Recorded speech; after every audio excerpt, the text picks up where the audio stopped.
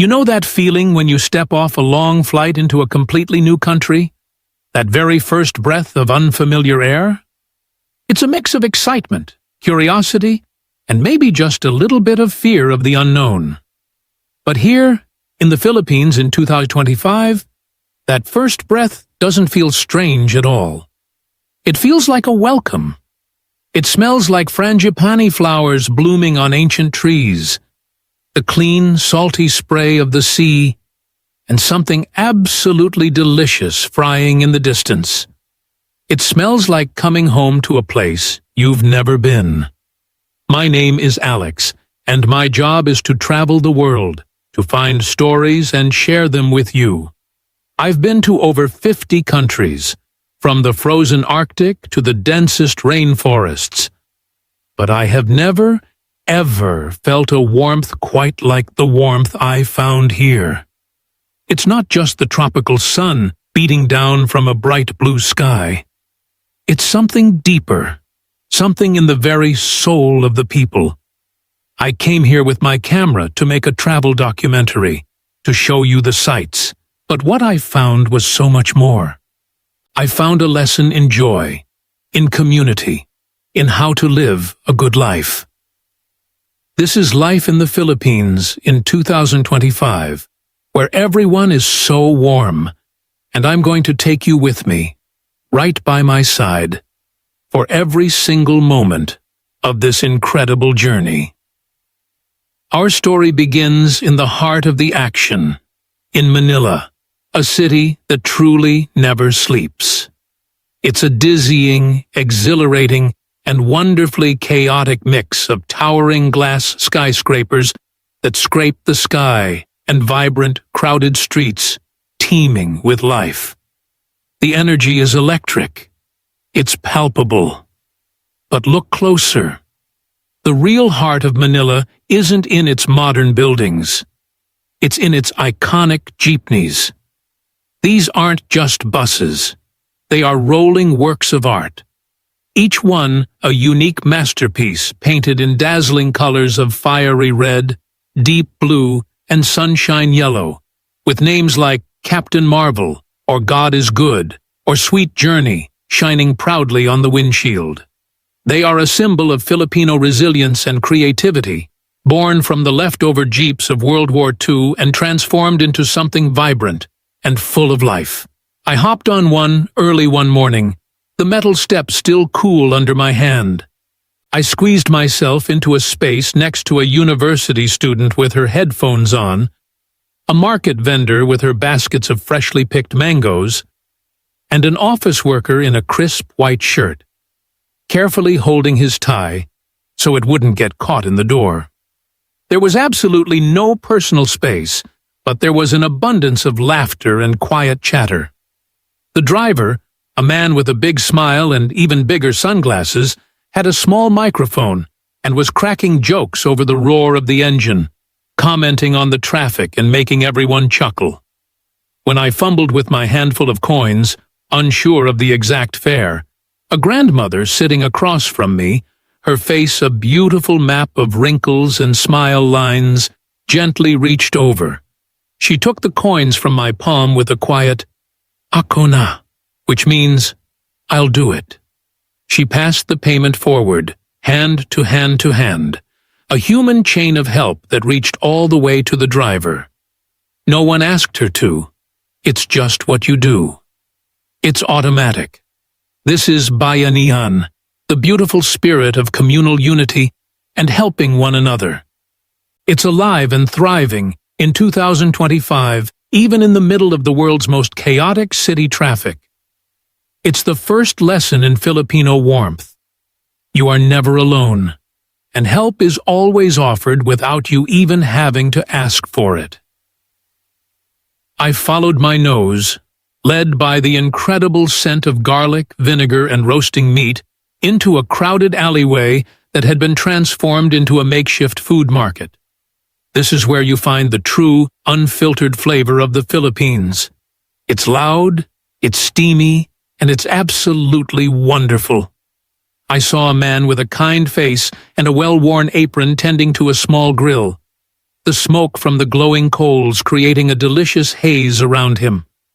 "Hey, sir! Taste! For free!" he yelled out, waving me over with a pair of tongs. His name is Mang Leo, and he's been grilling Esau, that's chicken intestines, on this exact corner for 30 years. He told me he started the day his first child was born. I'll be honest, I was a little nervous, but his smile was so genuine, so proud of his craft, that my hesitation melted away. He taught me how to properly dip the grilled skewer into a small plastic cup of spicy vinegar sauce. "One bite, you will love it. Promise," he said, his eyes twinkling. And he was right. It was savory, slightly chewy, with a smoky, tangy flavor that was completely addictive. As I ate, he told me his story. He told me about his family, how his daughter is now a civil engineer thanks to the money he earned from this tiny barbecue stand. His pride was as tangible as the smoke rising from his grill. When I tried to pay him, he waved my money away firmly. "You are my guest," he said, as if it were the simplest thing in the world. "Next time, you pay." This warmth, this immediate, generous hospitality offered to a complete stranger is called pakikisama. It's about getting along, building relationships, and sharing what you have, no matter how little it might seem. Mang Leo didn't see a tourist with a camera. He saw a person who might be hungry, and that was enough for him to share his food and his story.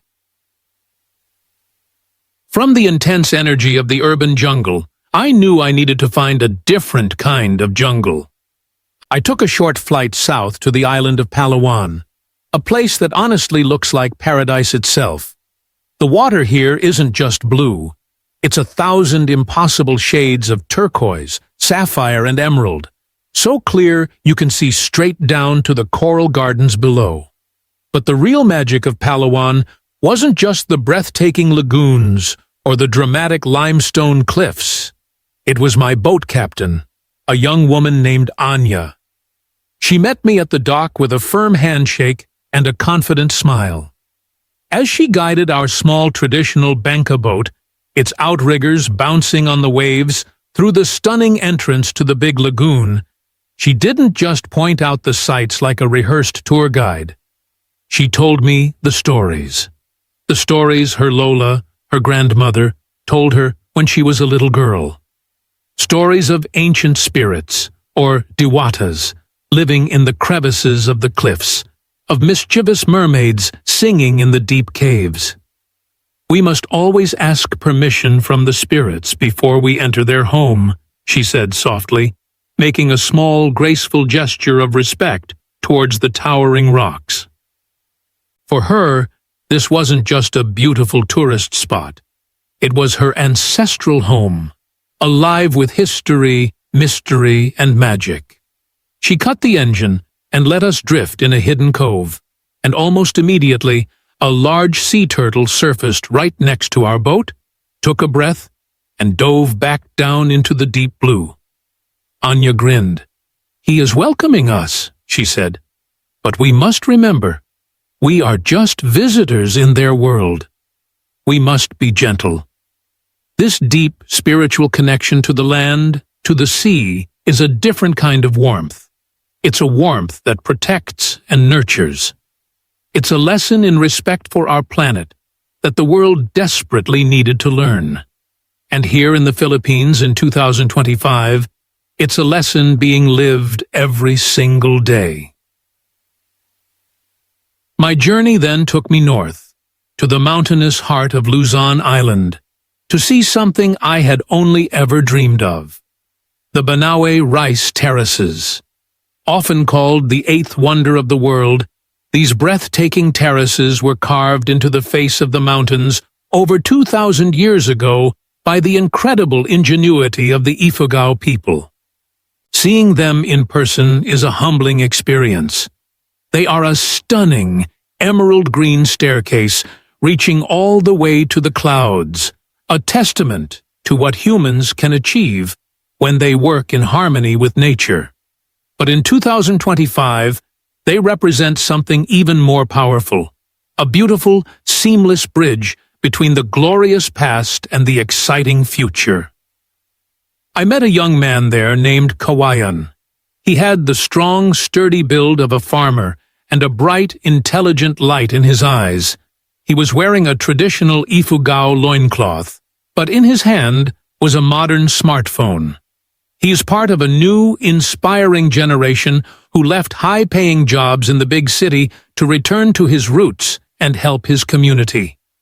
"My ancestors built this with their hands," he told me, his voice full of awe and pride as he gestured to the vast, living monument that surrounded us. "This is not just farmland. This is our history. This is our inheritance. But an inheritance is not just to be looked at. It is to be cared for and made to live for tomorrow." He showed me an app he helped develop that connects the local farmers directly to restaurants and organic markets in Manila, cutting out the middlemen and ensuring the farmers get a fair, profitable price for their famous heirloom rice. He then showed me how he uses a drone to fly over the terraces, monitoring the health of the crops, checking for pests or areas that need more water. It was a stunning contrast. Ancient wisdom meeting modern technology. That night, we sat by the light of a small fire outside his family's traditional hut. The air was cool and clean. Kawayan picked up a traditional guitar and began to play, singing songs in his native language that his grandfather had taught him. The songs were about the harvest, about the mountains, about love. This is the modern Philippines in 2025. Deeply, profoundly proud of its rich history and cultural identity, yet boldly and smartly stepping into the future, all without losing an ounce of its genuine, human warmth. Now, no journey to the Philippines could ever be complete without experiencing a festival.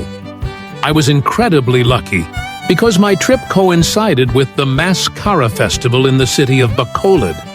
Imagine an entire city, every single street, exploding with color, music, and pure, unrestrained movement.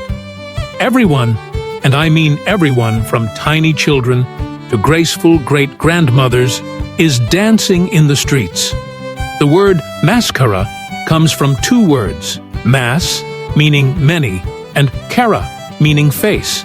It literally means many faces, and it started during a time of great hardship and sadness, when the people of Bacolod decided to put on smiling masks and celebrate life despite their struggles. In 2025, that spirit of joyful resilience is stronger than ever. I was just standing on the sidelines with my camera, trying to take it all in, when a woman with a magnificent beaming smile and elaborate feathered costume grabbed my hand. "Come, dance!" she yelled over the pounding rhythm of the drums. She placed a garland of brilliant yellow flowers around my neck and a smiling mask on my face. "Just move your feet. Don't think. Feel the music," she laughed. For hours, we danced under the hot sun. I was drenched in sweat, my feet ached, and my face hurt from smiling so much. But I had not felt that purely, simply joyful in years. In that massive, pulsing crowd, I was no longer a spectator. I was a participant. There is no such thing as a stranger in a Filipino festival. There's just family you haven't met yet. It's a massive, citywide celebration of resilience, a powerful testament to the unbreakable Filipino spirit that consciously, deliberately chooses joy, community, and celebration no matter what life brings. But life, of course, isn't all festivals and beautiful beaches. I wanted to see the real, quiet, daily life. I wanted to understand where this famous warmth comes from in the calm moments, not just the exciting ones. So I spent a week in a small, rural province, in a tiny town you won't find in any fancy guidebook. I had the honor of staying with a family in their home, a simple but spotlessly clean house made of woven bamboo and beautiful dark wood.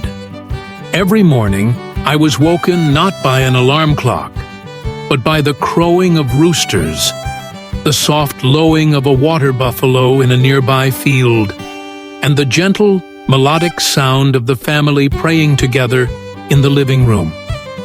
The mother of the house, Aling Mercy, a woman with a quiet strength and endless patience, took me under her wing.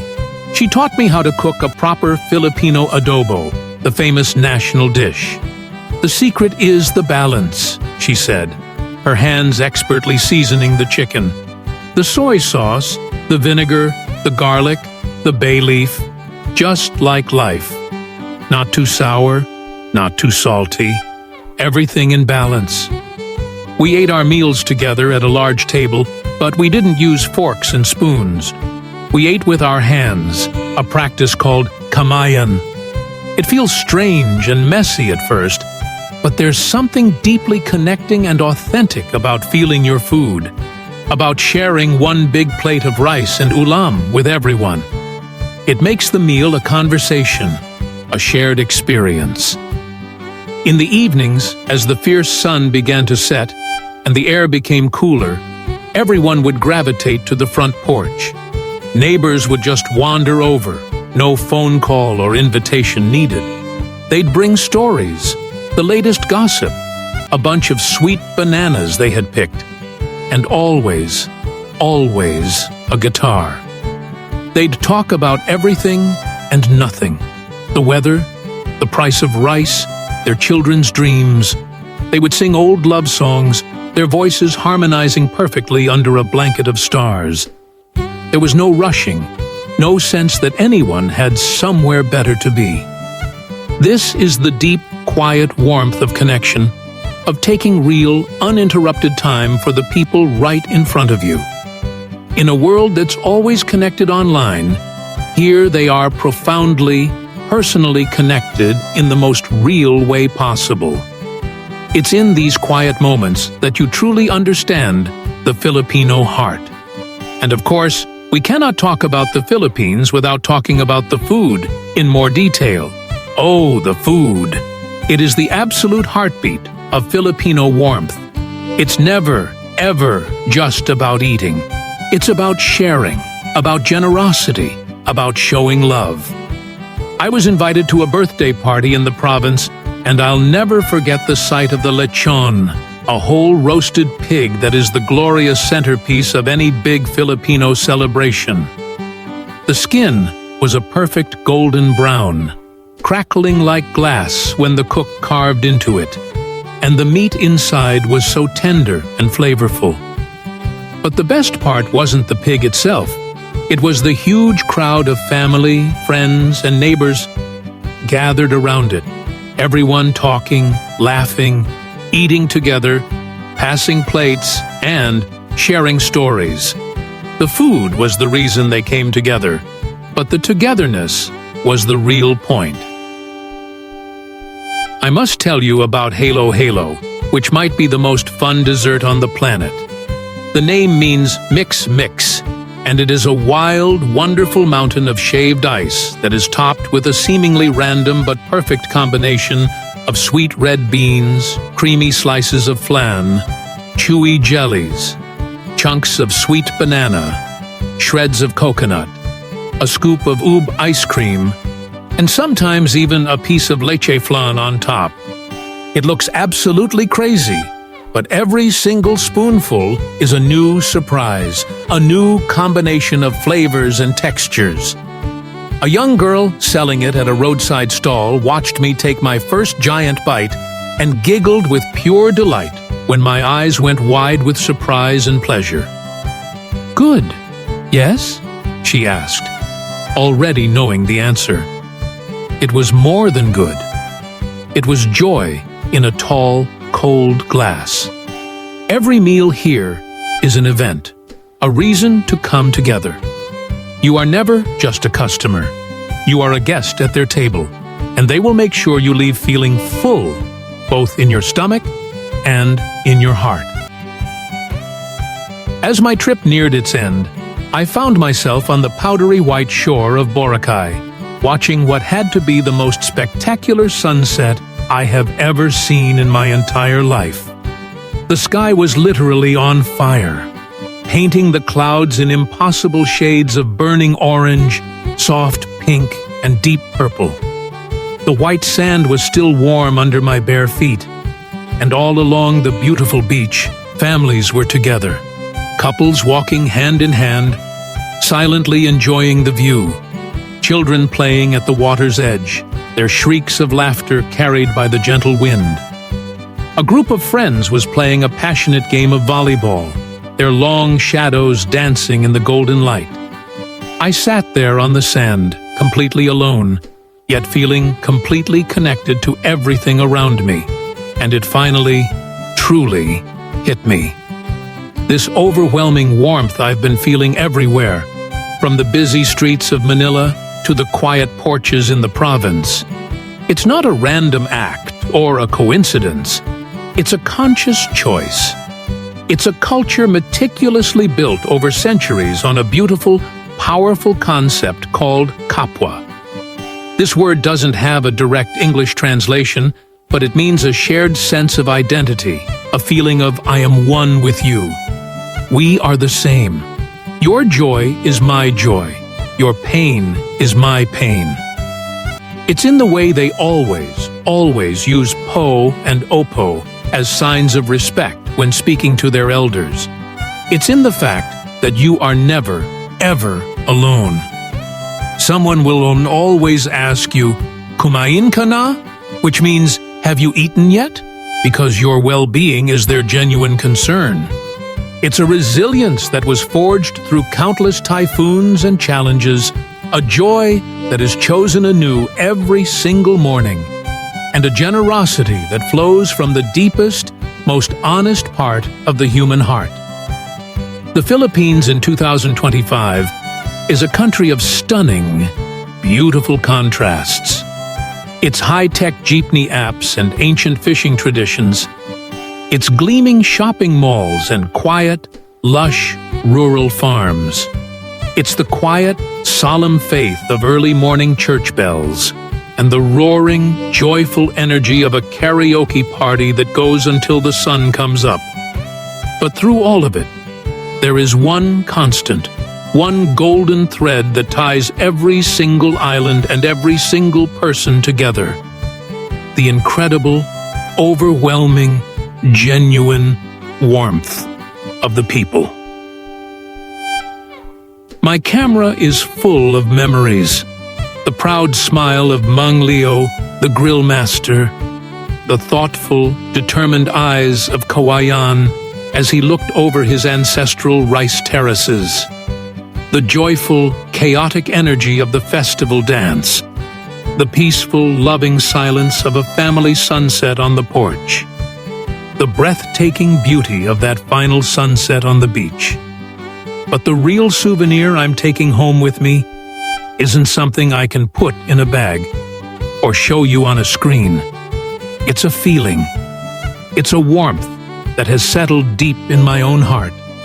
It's the knowledge that in a world that can sometimes feel cold and disconnected and lonely, there is an archipelago of over 7,000 islands where the welcome is as warm as the tropical sun, where a stranger is just a friend you haven't shared a meal with yet, and where the spirit of bayanihan, of helping your fellow human being, is not a forgotten ideal, but a daily practice.